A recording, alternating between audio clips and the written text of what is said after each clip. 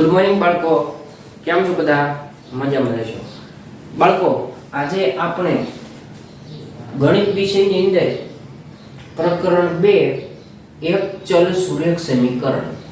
અગાઉના ધોરણમાં તમે ઘણી બધી માહિતી શીખ્યા કે ચલ કોને કહેવાય, અચલ કોને કહેવાય. તો અહીંયા પણ એની પાછી જરૂર પડે તો આપણે બાળકો યાદ કરી લઈએ. ચલ જેની કિંમત ચોક્કસ હોતી નથી, બરોબર, જેની કિંમત ચોક્કસ હોતી નથી.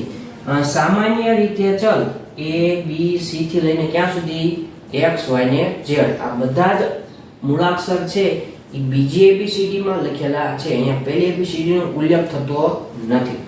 બાળકો આપણે સમજીએ ચલ કોને કહેવાય. બાળકો જો હું ક્લાસરૂમમાં પૂછું બાળકોને કે બાળકો આપણા ક્લાસરૂમની અંદર એક બલ્બ છે, બરોબર, જો હું સ્વિચ પાડું તો કેવા કલરની લાઈટ થશે? તો મને એક બાળકે કીધું સાહેબ જો સ્વિચ પાડો ને તમે તો સફેદ કલરનો બલ્બ થશે. બીજા બાળકને પૂછ્યું તો મને બાળકે એવો જવાબ આપ્યો કે સાહેબ સ્વિચ પાડો ને તો બલ્બ લાલ કલરનો થશે. કેમ? કારણ કે બલ્બ એ તો બાળક ઉપર ડિપેન્ડ છે કે બાળક કેવા કલરનો લાઈટ કરવાનો છે, બરોબર. ત્યાર પછી ત્રીજા બાળકને પૂછ્યું તો એને એવો જવાબ આપ્યો સાહેબ બલ્બ છે ને થોડીક જગ્યામાં ધોળા કલરનો થશે, થોડીક જગ્યામાં લાલ કલરનો થશે, થોડીક જગ્યામાં વાદળી કલર થશે, બરોબર. આ તો બાળક છે ગમી જવાબ આપે. કેમ ગમી જવાબ આપે? કારણ કે બલ્બમાં સ્વિચ તમે શરૂ કરો પછી ખબર પડે, ત્યાં સુધી આપણને કંઈ ખબર પડે નહીં. એટલા માટે બધા વિદ્યાર્થી કેવો જવાબ આપે છે? અલગ અલગ. એનો મતલબ ચલ છે એની કિંમત ચોક્કસ હોતી નથી. દરેક દાખલામાં કેવો હોય જવાબ? અલગ હોય છે. ત્યાર પછી અચલ જેની કિંમત ચોક્કસ હોય છે એને કહેવાય અચલ. એને પણ આપણે ઉદાહરણથી સમજીએ, બરોબર. બાળકો 10 રૂપિયાની નોટ છે, તમે જાણો છો 10 રૂપિયાની નોટ કેવી જાણો છો બધા? હા, એ 10 રૂપિયાની નોટ લઈને તમારે દુકાને જવાનું. દુકાને જઈને એમ કહેવાનું આવ્યો આ 20 રૂપિયાની નોટ, મને 10 રૂપિયાની વેફર આપો અને 10 રૂપિયા પાછા આપો. તો શું દુકાનવાળો તમને વેફર આપશે?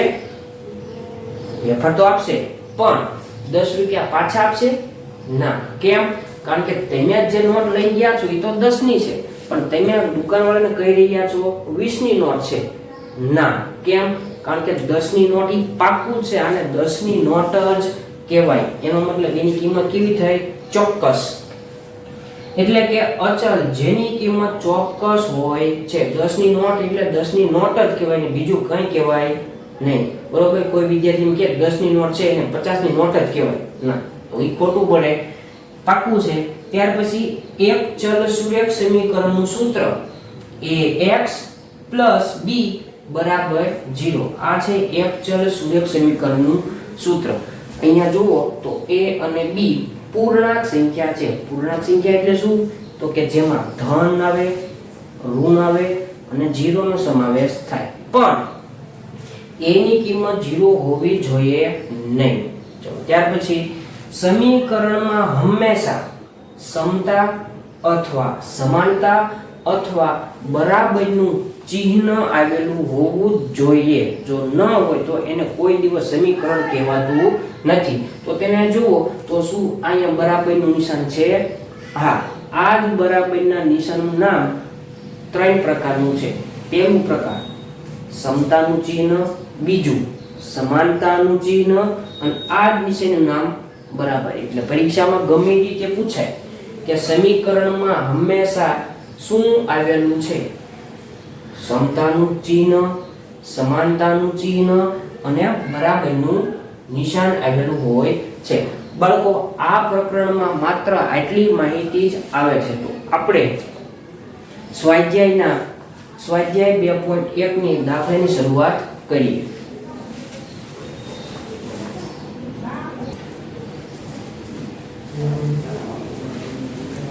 પહેલો દાખલો ની રકમ છે 3x બરાબર 2x વત્તા 18. બાળકો અહીંયા પ્રશ્ન એવું કીધું છે નીચેના સમીકરણનો ઉકેલ મેળવો અને જવાબને ચકાસો. બાળકો આપણે ધોરણ 7 ની અંદર આવા દાખલા ના ઉકેલ મેળવતા શીખ્યા, પણ ધોરણ 8 માં ધોરણ 7 જેવું જ આવે પણ થોડુંક અઘરું આવે, બરોબર? તો ધોરણ 7 માં એવું હતું ઉકેલ મેળવવો એટલે કે આપેલા સમીકરણમાં ABCD નો જે અક્ષર હોય એની કિંમત શોધવાની છે, બરોબર? તો પહેલો નિયમ, શું આ સમીકરણ છે?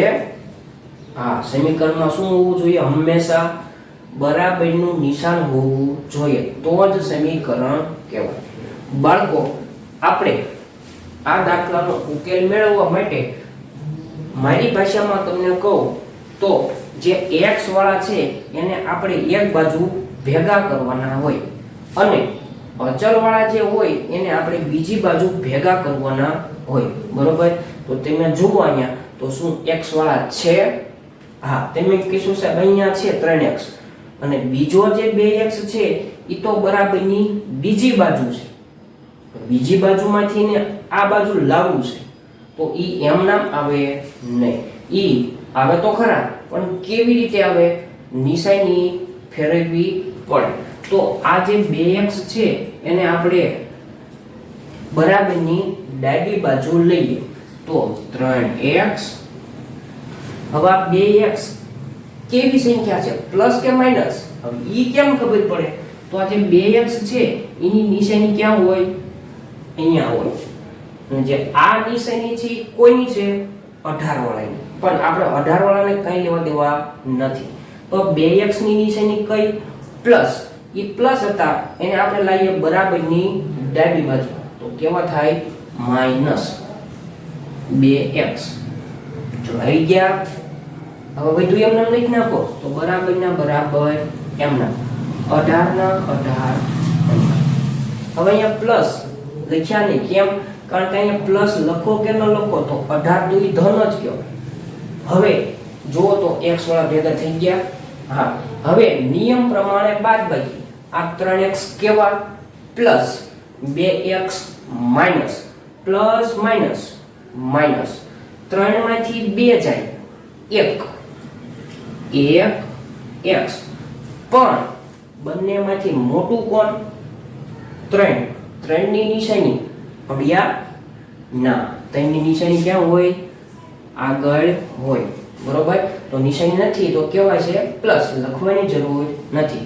બરાબર 18 ના 18 એમ.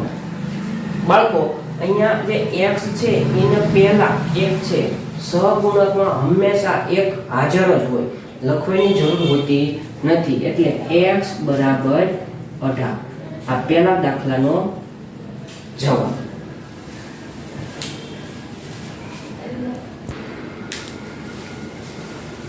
હવે આપણે બીજો દાખલો જોઈએ. બાળકો શું આ સમીકરણ છે? હા, કેમ? કારણ કે સમીકરણમાં હંમેશા બરાબરનું નિશાન અથવા સમાન સમતાનું ચિહ્ન અથવા સમાનતાનું ચિહ્ન કહેવાય. આપણો નિયમ એવો છે વિદ્યાર્થી મિત્રો, t અહીંયા t અક્ષર છે તો t વાળા એક બાજુ ભેગા કરવાના અને જે આ બાજુમાં જે અચળ સંખ્યા છે એને આમ લઈ જવાની, પણ એમનામ આમ કે આમ જાય નહીં. તો એના માટે તમારે નિશાની ફેરવવી પડે, ખાસ આ યાદ રાખવાનું. તો આ જે t વાળું છે એને આપણે ક્યાં લાવવું છે? બરાબરની આ બાજુ. અને t વાળું તો અહીંયા આવી જાય તો 2 t વાળા ભેગા થાય. હા, પણ આ જે t વગરનું છે એને આપણે ક્યાં લઈ જવું પડે? બરાબરની જમણી બાજુ. તો આને આપણે લઈ જઈએ જમણી બાજુ, બરોબર? એમ નામ જાય નહીં. ખાસ શું ભૂલવાનું નહીં? નિશાની ફેરવવાની ભૂલવાની નહીં. જો આમાં નિશાની ફરી જાય એટલે દાખલો ખોટો. તો t વાળાને આવવા દો આ બાજુ. તો પેલા 5t એમ નામ, આ 5t એમ નામ. હવે ઓલો જે t વાળું હતું બરાબરની જમણી બાજુ એને આપણે લાવવું છે ડાબી બાજુ, તો એમ નામ આવે નહીં. આ 3t કેવી નિશાની? પ્લસ કે માઈનસ? પ્લસ. કેમ? કારણ કે આ માઈનસ નિશાની તો કોઈની છે? 5 ની, પણ આ t ની નિશાની ક્યાં હોય? આગળ. અહીંયા કોઈ દેખાતી નથી એટલે કેવી છે? પ્લસ. પ્લસ માંથી આ બાજુ હવે તો માઈનસ. જો થઈ ગયા t વાળા ભેગા. ફરીથી બરાબરના બરાબર એમના. હવે બાળકો જે જમણી બાજુ t વાળું હતું એ તો આવી ગયું બરોબર. હવે જમણી બાજુ કઈ વધ્યું? હા, શું વધે છે? 5? ના, કેવા 5? માઈનસ. ચલો લખાઈ ગયો એટલું. હજુ આમાં બાકી છે. શું બાકી છે? તો કે જે ડાબી બાજુ જે 3 હતા કેવા -3 એને ક્યાં લઈ જવા છે? જમણી બાજુ. તો એમ નામ જાય નહીં. શું? નિશાની ફેરવવાનું ભૂલવાનું નહીં. તો આ માઈનસ છે એને જમણી બાજુ લઈ જઈએ તો કેવા થાય? પ્લસ 3. બરોબર બાળકો પ્રેક્ટિસ કરશો ને તો જ આ દાખલા આવડશે. ચલો હવે બાળકો જુઓ તો t વાળા ભેગા થઈ ગયા. તો નિયમ પ્રમાણે પ્લસ ના માઈનસ, પ્લસ માઈનસ માઈનસ. 5 માંથી 3 જાય 2. t ના t એમના. શું આ જવાબ? ના. કેમ? કારણ કે આ બંનેમાંથી મોટી સંખ્યા કઈ? 5. 5 ની નિશાની ક્યાં હોય? પહેલા જે દેખાતી નથી. એનો મતલબ કેવી છે? પ્લસ. લખવાની જરૂર નથી. બરાબરના બરાબર એમના. જો બરાબરના બરાબર એમના. હવે આ સંખ્યાનો વારો તો આ માઈનસ છે આ પ્લસ છે. Minus plus minus. 5 માંથી 3 જાય 2. શું આ જવાબ? ના. કેમ? કારણ કે બંનેમાંથી મોટી સંખ્યા કઈ? 5. 5 ની નિશાની કઈ? આવડિયા? ના. કઈ છે? 5 ની જે પહેલા છે ઈ એની નિશાની. તો મોટાની નિશાની. બાળકો આપણે તો t ની કિંમત મેળવી છે. તો જુઓ તો આ બે વચ્ચેનો સંબંધ કેવો? સંબંધ એટલે નિશાની. આ બે વચ્ચે નિશાની કઈ છે અહીંયા? જે આપણને બતાતી નથી પણ ગુણાકાર હાજર હોય. તો ગુણાકારમાંથી ક્યાં જાય? ભાગાકારમાં. તો લઈ જાઓ t બરાબર -2/2. ગુણાકારમાંથી જાય ભાગાકારમાં. તો 2 ઉડી જાય. વધ્યું શું? t બરાબર -1. આ દાખલાનો ઉકેલ. આ બીજું અહીંયા લખ્યું છે જવાબને ચકાસો. આપણે ધોરણ 8 ની અંદર લખ્યું તો છે પણ જો જવાબને ચકાસીએ તો આ દાખલો હજી તો આપણે આના પછીના સ્વાધ્યાયના દાખલા મોટા મોટા તો એમાં 2 પેજનો દાખલો થાય. એટલા માટે આપણે દાખલાને ચકાસવું નહીં.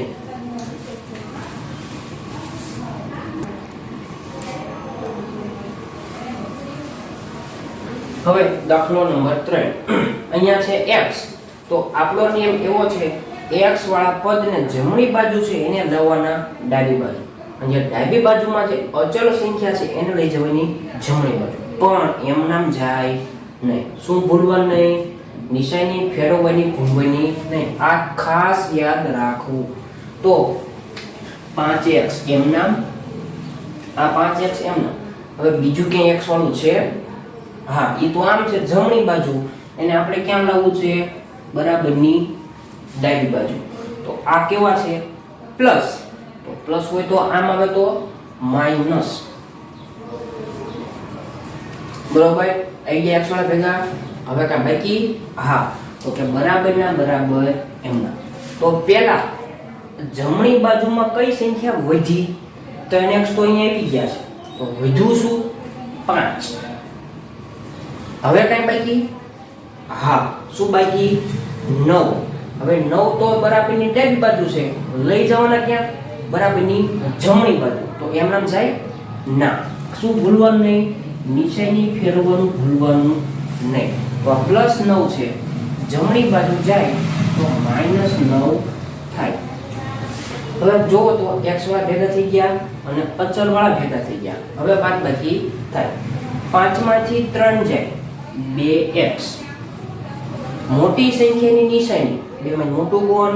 5. 5 ની નિશાની પ્લસ. લખવાની જરૂર નથી. બરાબરના બરાબર એમના. નિયમ પ્રમાણે પ્લસ માઈનસ માઈનસ. 9 માંથી 5 જાય 4.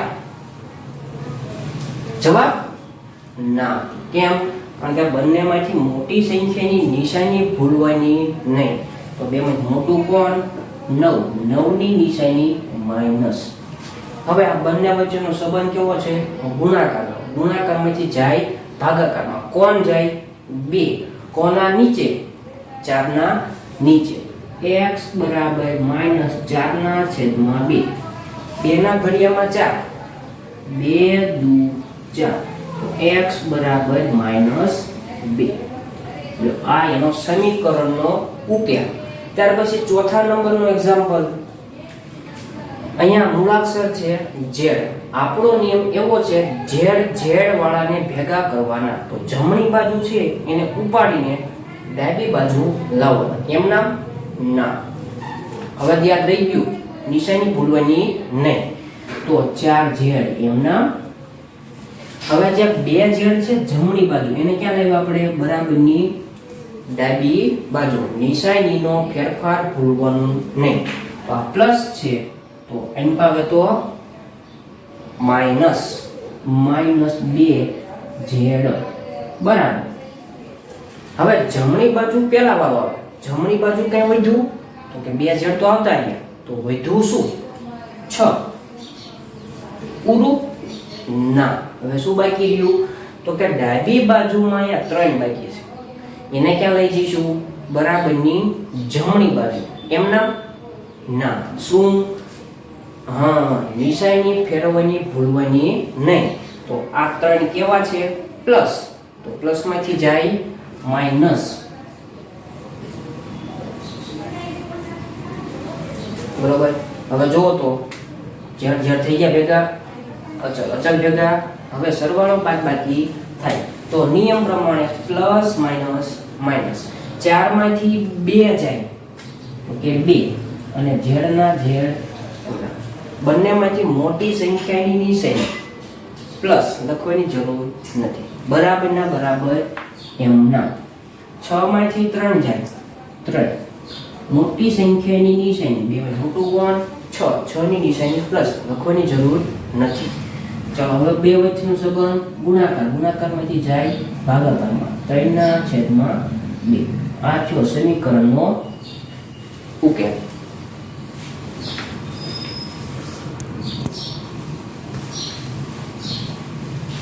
હવે આપણે 5મા નંબરનો દાખલો ગણીએ. તો 5માની રકમ અહીંયા છે 2x - 1 બરાબર 14 - x. સમીકરણનો ઉકેલ શોધો. સમીકરણનો ઉકેલ એટલે x ની કિંમત શોધો. નિયમ એવો x વાળા પદને એક બાજુ ભેગા કરવાના અને અચલ સંખ્યા છે તેને પેલી બાજુ ભેગા કરવાના. પણ અદલા બદલી કરો એટલે નિશાની ફેરવવાની ભૂલવાની નહીં. તો બાળકો આપણે x વાળા પદને ભેગા કરીએ તો પહેલા 2x એમ નામ. બરાબર. હવે શું બીજે ક્યાં x વાળું પદ છે? હા, ઈ ક્યાં છે?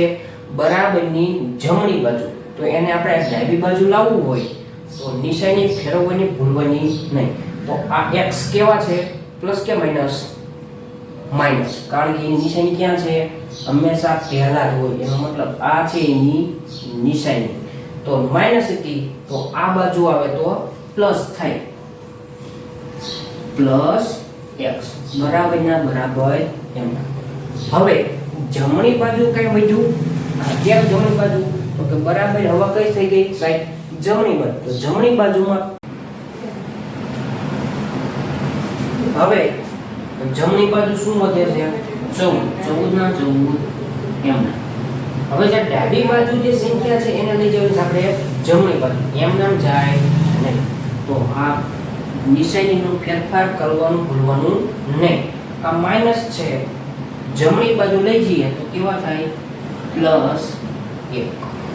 હવે આ બંનેનું જે થાય સરવાળો 2 વખત ને આખી વાર એક વાર, 2 વાર ને એક વાર 3x બરાબર 14 ને 1 15.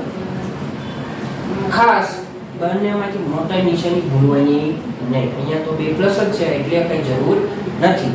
બે વચ્ચેનો સંબંધ ગુણાકારમાંથી જાય ભાગાકારમાં. 3 પંચા 15. x બરાબર 5. આ થયો સમીકરણનો ઉકેલ. રેડી બાળકો? મને એવું લાગે છે હું ભણાવું છું એમાં તમને વધારે સમજાઈ જતું હશે, પણ ચેનલને સબસ્ક્રાઇબ, લાઈક અને શેર કરવાનું ભૂલતા નહીં.